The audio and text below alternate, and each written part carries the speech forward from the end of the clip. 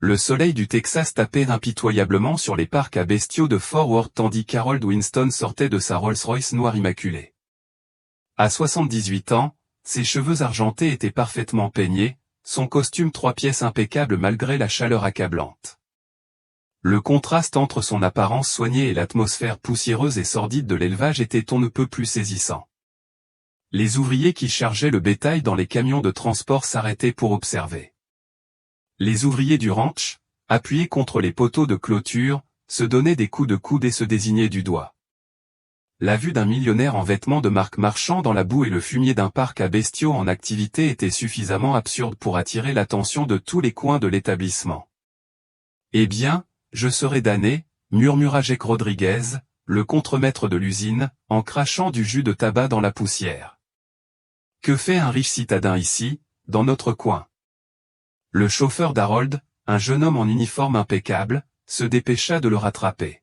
« Monsieur Winston, monsieur, nous devrions peut-être attendre dans la voiture pendant que je m'occupe de vos affaires. » Mais Harold lui fit signe de s'éloigner.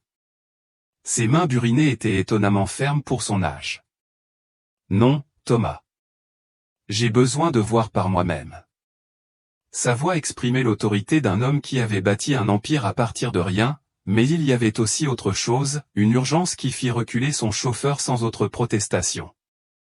Tandis qu'Harold se frayait un chemin à travers le dédale d'enclos à bétail et de rampes de chargement, les murmures et les rires le suivaient comme une ombre. Les ouvriers du ranch échangeaient des regards entendus, persuadés d'assister à la crise de la quarantaine d'un homme riche ou pire, au premier signe de sénilité. « Il a probablement perdu un pari », dit en riant Carlos Mendez, un éleveur de bétail chevronné. Les riches font des folies quand ils ont trop d'argent et pas assez de bon sens. Il tourne peut-être une émission de télé-réalité, a suggéré un autre employé. Vous savez, ces millionnaires sont toujours en quête d'attention. Harold ignora les commentaires, son regard bleu perçant scrutant chaque enclos avec l'intensité d'un homme en mission. Il passa devant des taureaux primés valant des centaines de milliers de dollars, devant des reproducteurs champions qui enrichiraient n'importe quel éleveur, mais aucun n'attira son attention. Le directeur de l'établissement, Bob Crawford, s'approcha enfin avec un mélange de curiosité et d'amusement à peine dissimulé. Crawford était un homme imposant aux mains calleuses et au visage buriné par des décennies passées sous le soleil du Texas, il avait rencontré tous les types d'acheteurs imaginables, mais c'était une première. « Puis-je vous aider, monsieur ?» demanda Crawford en ôtant son chapeau en signe de respect réticent. « Vous cherchez à acheter du bétail ? Je dois vous dire que nous vendons surtout en gros ici, pas le genre de commerce de détail auquel vous êtes peut-être habitué. » Harold s'arrêta et fixa Crawford d'un regard qui le mit soudain mal à l'aise. « Je cherche un animal précis, dit-il. Un taureau qui aurait été amené récemment, probablement refusé pour traitement. » Crawford haussa les sourcils. « Des animaux rejetés, monsieur ? Sauf votre respect, pourquoi un homme comme vous s'intéresserait-il à des animaux qu'on ne peut même pas vendre pour la viande ? La plupart de ceux qu'on rejette sont directement transformés en viande. » « Montre-moi juste où tu les gardes, » dit doucement Harold, mais il y avait de l'acier dans sa voix qui ne supportait aucune objection. Crawford haussa les épaules et conduisit Harold vers le fond de l'établissement, où une série d'enclos plus petits abritait des animaux jugés impropres à la vente. L'odeur était encore pire, chargée d'odeurs de maladie et de désespoir. « Voilà ce qu'on a, » dit Crawford en désignant les enclos. « Surtout de vieilles vaches laitières passées d'âge, quelques taureaux blessés ou malades.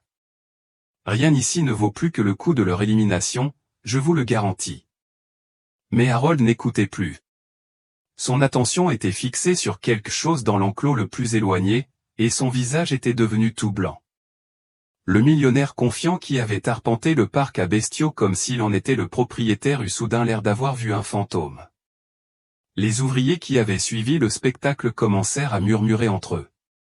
Certains éclatèrent de rire, convaincus d'assister à la dépression d'un homme riche, mais quelque chose dans l'expression d'Harold fit taire quelques ouvriers plus âgés. Dans l'enclos le plus éloigné, séparé des autres animaux, gisait un taureau massif qui avait visiblement connu des jours meilleurs. Sa silhouette autrefois magnifique était désormais décharnée, ses côtes visibles à travers une peau noire inégale, marqué de cicatrices et de vieilles marques de fer. Une corne était cassée, et sa patte arrière gauche était enflée et infectée, le forçant à rester allongé sur le flanc dans la terre poussiéreuse. La respiration du taureau était laborieuse, chaque expiration représentait un effort visible qui projetait de petits nuages de poussière dans l'air étouffant du Texas. Des mouches bourdonnaient autour des plaies ouvertes non soignées, et ses yeux, bien que toujours alertes, exprimaient la résignation d'un animal conscient de son temps compté. Celui-là, dit Crawford en suivant le regard d'Harold. Il est là depuis 3 jours. Son propriétaire l'a amené en espérant qu'on pourrait le transformer en nourriture pour chien, mais il est trop malade pour ça. Le vétérinaire dit qu'il lui reste peut-être une semaine, probablement moins. On attend juste le camion d'équarrissage. Harold serrait si fort la barre de la clôture que ses jointures en blanchissaient. Sa coûteuse veste de costume pendait, oubliée dans la chaleur, tandis que la sueur perlait sur son front. Les autres ouvriers se rapprochaient, leur amusement initial se transformant en une véritable curiosité face à la réaction dramatique du vieil homme. « Mon Dieu, qu'est-ce qui ne va pas chez toi, vieux » s'écria Jake Rodriguez. « On dirait que tu as vu le diable en personne. » Mais Harold ne répondit pas. Il fixa le taureau avec une intensité qui mit tout le monde mal à l'aise. Lentement, comme en transe, il commença à escalader la barrière. « Waouh, partenaire !» cria Crawford en attrapant le bras d'Harold. « Tu ne peux pas y aller. Cet animal est dangereux, même dans son état, il n'a plus rien à perdre. » Harold se dégagea de l'emprise de Crawford avec une force surprenante. « Lâche-moi. Il ne me fera pas de mal. »« Il ne le fera pas, » protesta Crawford. « Il y a 900 kg de taureaux agonisant là-dedans. La douleur rend les animaux imprévisibles, je ne vais pas laisser un millionnaire se faire tuer sous ma surveillance. » Mais Harold avait déjà franchi la clôture, ses chaussures cirées s'enfonçant dans la boue et le fumier de l'enclos. Les ouvriers rassemblés retenaient leur souffle, s'attendant à une tragédie. Certains sortaient leur téléphone, certains d'être sur le point d'enregistrer les derniers instants d'un millionnaire. Les oreilles du taureau tressaillirent à l'approche d'Harold, et sa tête massive se souleva légèrement du sol. Pendant un instant, prédateur et proie se regardèrent à travers l'enclos. Puis, quelque chose d'extraordinaire se produisit, les yeux du taureau, voilés de douleur quelques instants auparavant, flamboyèrent soudain de reconnaissance. Un son s'échappa de sa gorge, non pas le beuglement furieux d'un animal dangereux, mais quelque chose de plus doux, presque un gémissement. Harold s'agenouilla dans la poussière, indifférent à son costume coûteux, et tendit une main tremblante pour toucher le front balafré du taureau. « Bonjour, vieil ami » murmura-t-il d'une voix brisée. « Je te cherche depuis si longtemps. » Les ouvriers échangèrent des regards perplexes. Cela n'avait aucun sens, comment un millionnaire texan pouvait-il reconnaître un taureau mourant destiné à l'usine d'équarrissage? Crawford se gratta la tête, son assurance s'évaporant. « Monsieur Winston, comment connaissez-vous cet animal? Nos archives montrent qu'il provient d'une vente aux enchères suite à une faillite dans l'Oklahoma, son ancien propriétaire n'avait plus les moyens de le nourrir. » La main d'Harold parcourut doucement le cou du taureau, cherchant quelque chose. Quand ses doigts trouvèrent ce qu'ils cherchaient, une petite cicatrice pâle en forme de croissant de lune, des larmes commencèrent à couler sur ses joues burinées. « Son nom, » dit Harold doucement, sa voix portant à travers le parc à bestiaux silencieux, est El Conquistador. Et il y a 50 ans, ce taureau a fait de moi ce que je suis aujourd'hui. Le silence qui suivit fut assourdissant, même les autres animaux semblaient pressentir qu'un événement majeur se produisait. Crawford resta bouche bée, et plusieurs ouvriers plus âgés s'approchèrent de la clôture, s'efforçant d'entendre chaque mot. El Conquistador. Le nom flottait dans l'air du Texas comme une légende renaissante. Tous les fans de rodéo du Texas connaissaient ce nom, le taureau légendaire qui dominait le circuit dans les années 1970, l'animal qui a fait et défait plus de cow-boys que n'importe quel autre. Mais c'était il y a des décennies, et ce taureau serait mort depuis longtemps, n'est-ce pas? La foule rassemblée se serrait de plus en plus tandis que les paroles d'Harold pénétraient. Le conquérant. Ils offraient peu de protection contre le froid du Montana. Le plus révélateur étaient les traces de pas boueuses qui menaient de la route à l'endroit précis où le capitaine montait la garde.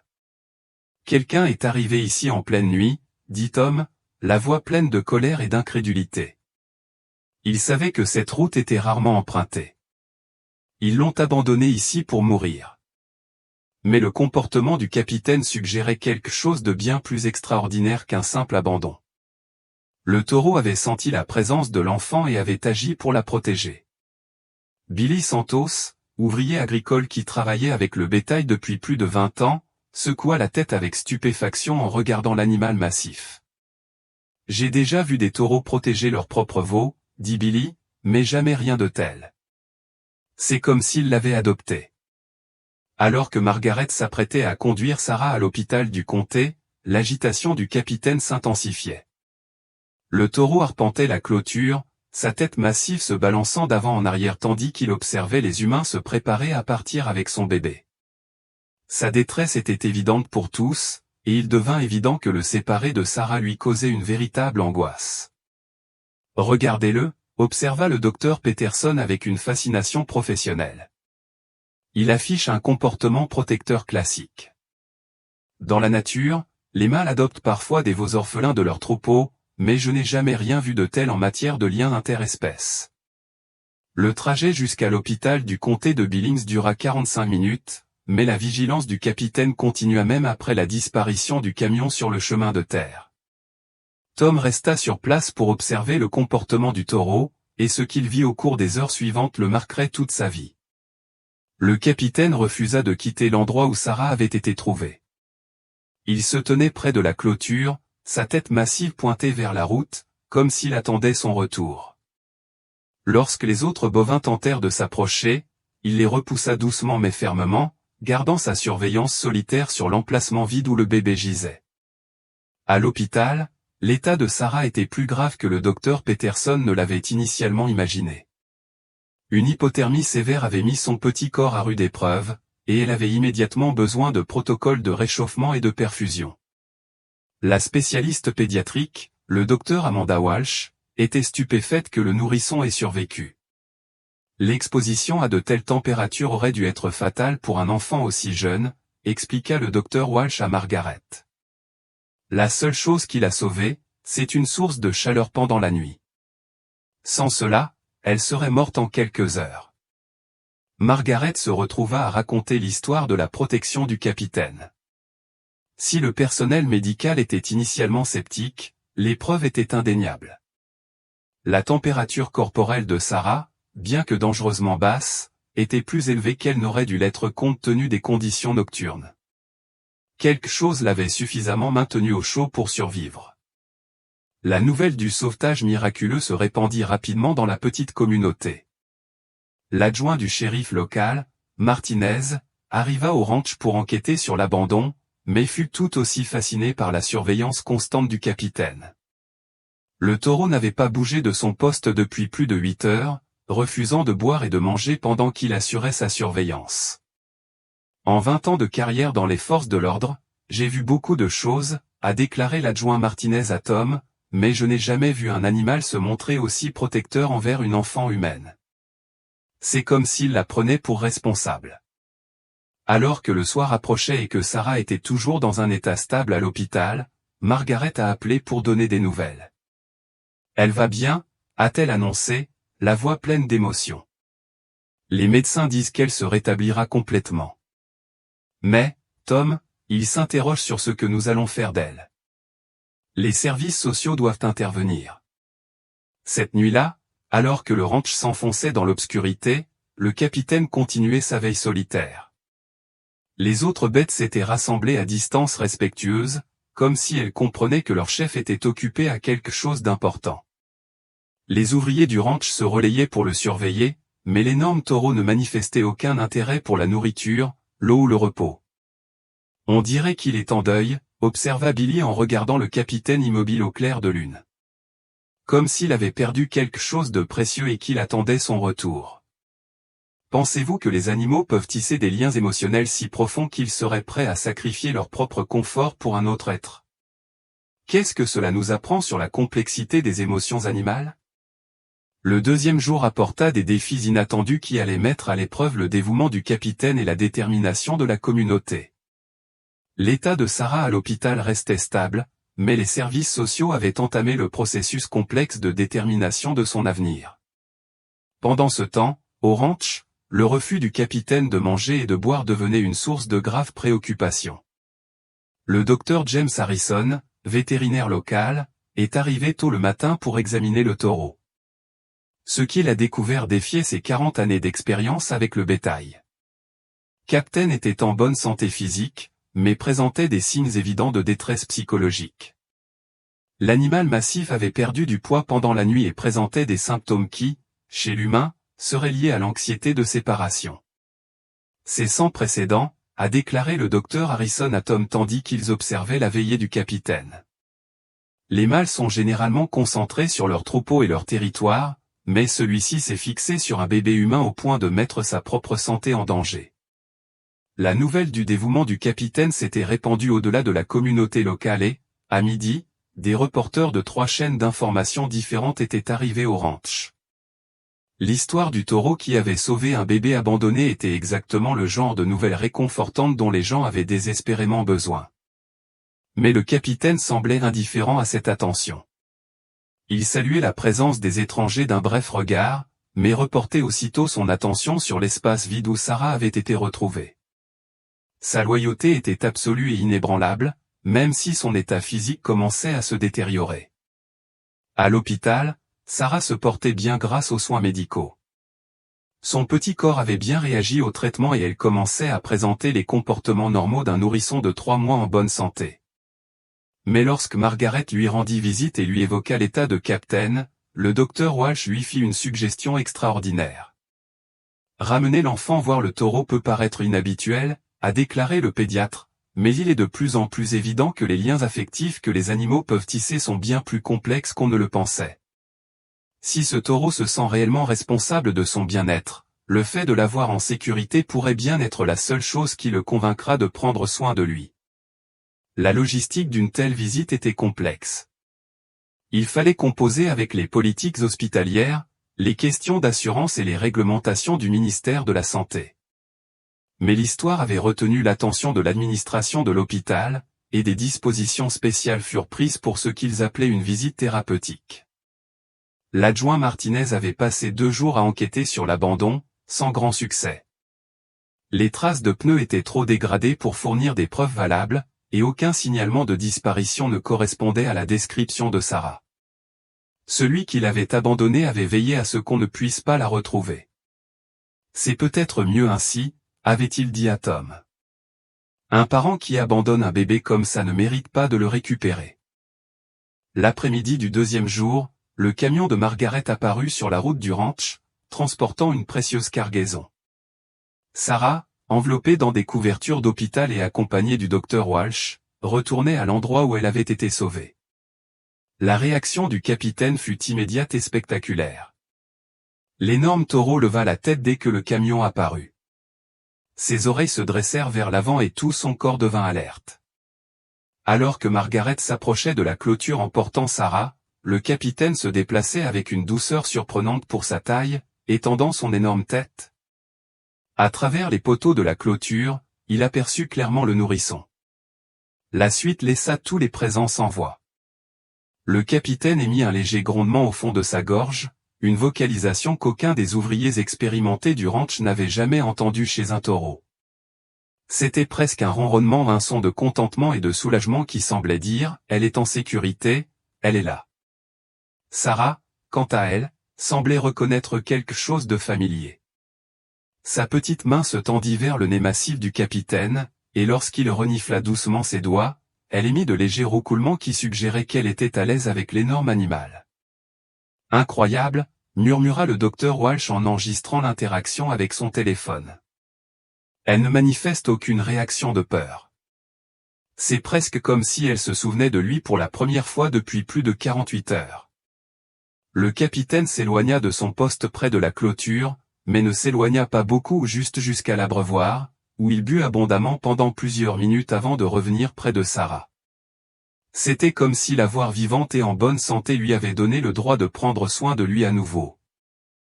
La visite ne dura que 30 minutes, mais son effet sur le capitaine fut immédiat et profond. Après que Margaret soit partie avec Sarah pour retourner à l'hôpital, le taureau s'intéressa enfin à la nourriture qui lui avait été laissée. Il mangea avec l'appétit d'un animal à jeûne, mais ses yeux continuèrent de suivre la route où le camion avait disparu. « Elle ne reviendra pas ce soir, dit doucement Tom à l'énorme animal, mais elle est saine et sauve. Tu as fait ton boulot. Tu l'as sauvée. » Ce soir-là, alors que le ranch s'enfonçait dans une nouvelle nuit froide, le comportement du capitaine avait complètement changé. Bien qu'il soit resté près de la clôture où il avait trouvé Sarah, il n'était plus l'animal angoissé des jours précédents. On l'avait rassuré, sa précieuse protégée était en vie et en bonne santé, et cela semblait lui suffire. Comment pensez-vous que les animaux gèrent des émotions comme l'inquiétude et le soulagement, et que nous apprend le comportement du capitaine sur la profondeur des liens qui peuvent se former entre différentes espèces? Le 3e jour apporta une nouvelle qui allait tout changer pour Sarah et le capitaine. Les services sociaux avaient accéléré leur enquête et Margaret Mitchell avait officiellement déposé une demande pour devenir famille d'accueil d'urgence pour Sarah. Les démarches, qui prenaient habituellement des semaines, avaient été traitées en quelques jours, en partie grâce aux circonstances exceptionnelles et en partie parce que l'affaire avait attiré l'attention des autorités de l'État, soucieuses d'assurer le meilleur sort possible à l'enfant.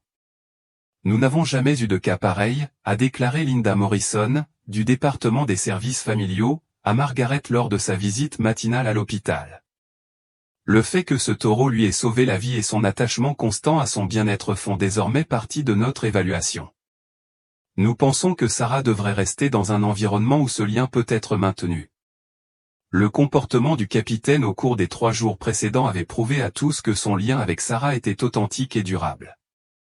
Même en son absence, il maintenait sa surveillance protectrice, et son soulagement évident lors de sa visite avait convaincu les sceptiques que quelque chose d'extraordinaire était en train de se produire.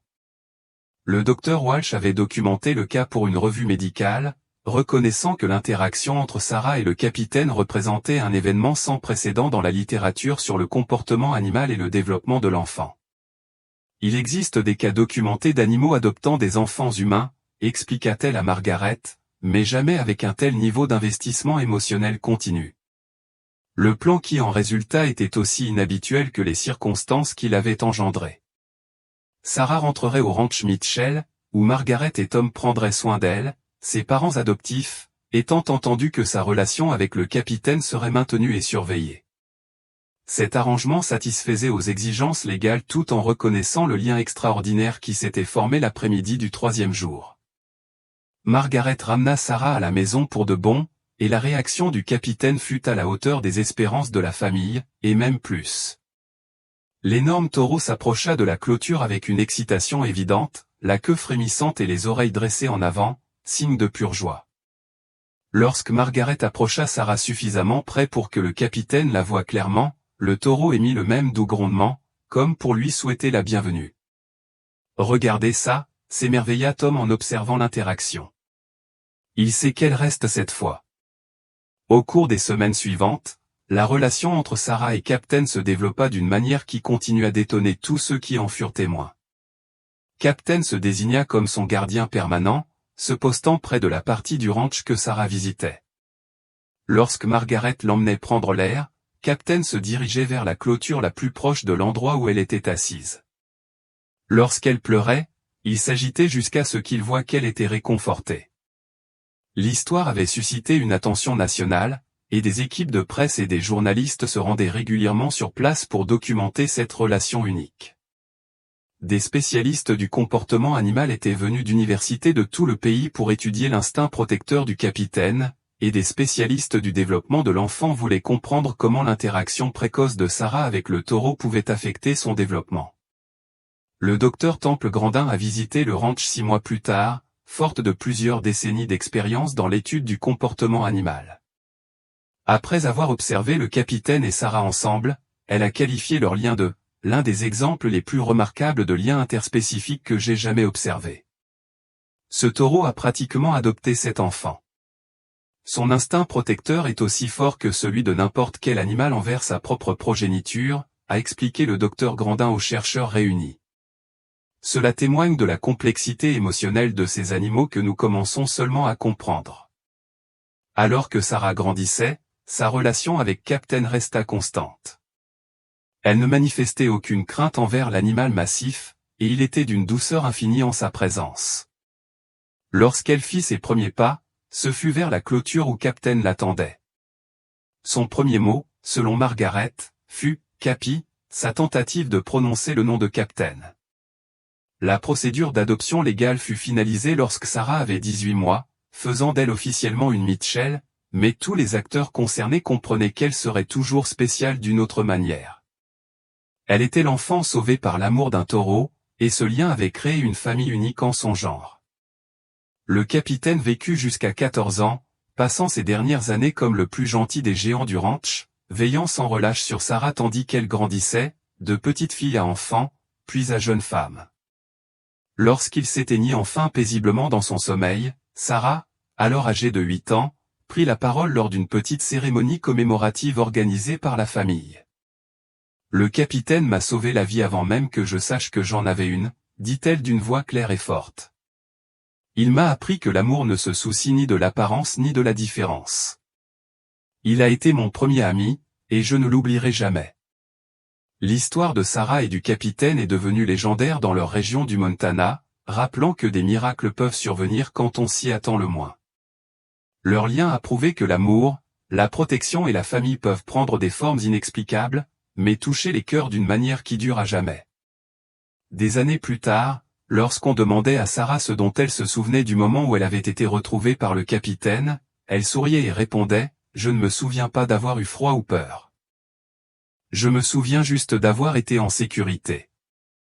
Je pense que c'est ce que l'amour est censé éprouver. » Croyez-vous que certains liens transcendent les espèces et la logique, et comment pensez-vous que les origines uniques de Sarah ont façonné la personne qu'elle est devenue ?